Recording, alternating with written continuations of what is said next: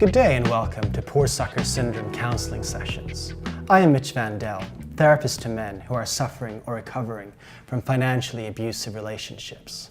In today's episode, I'm going to focus how men need to practice extra caution when living in expat environments, as that is a high-risk environment for contracting the syndrome. When a man is in a bar or a club environment, the mental process that goes through a man's head when he meets a woman is, do I find this woman sexually attractive?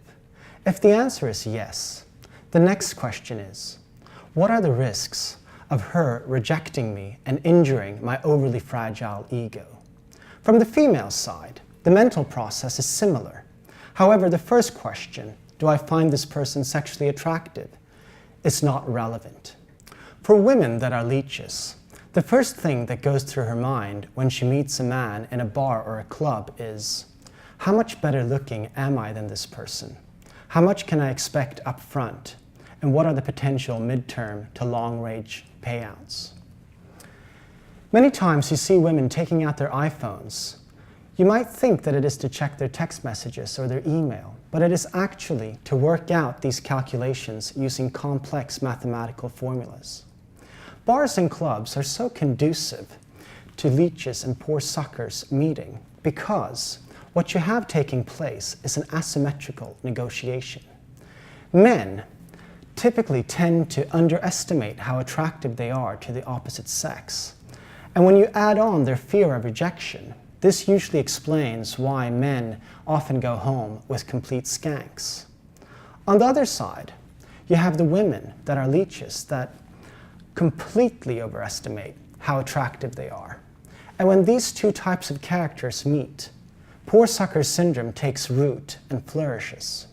To conclude today's session, as men, we are all predispositioned to the poor sucker syndrome. And it is very difficult to know how vulnerable each of us are as individuals.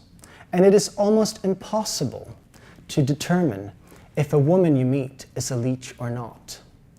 Her professional, educational, or family background is not enough to predict if she is a delusional narcissist that can trick you into paying an outrageous premium for being with her.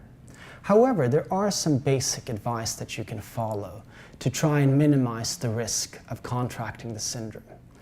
And first and foremost, you want to avoid environments where leeches tend to congregate. I'm thinking about exclusive nightclubs where women insist on only drinking champagne, or exclusive health clubs where women go and work out in slow motion on the elliptical, in full makeup and wearing Louboutin high heels. If you are unable to steer clear of these environments, it is imperative that you avoid eye contact, you avoid making any kind of small talk, and under no circumstances do you reveal any information about where you live or where you work or other contact information. This concludes today's episode of Poor Sucker Syndrome counseling sessions. I am Mitch Vandell. Join me next week as I will further elaborate on the self-defense techniques available to us to avoid getting financially abused by women.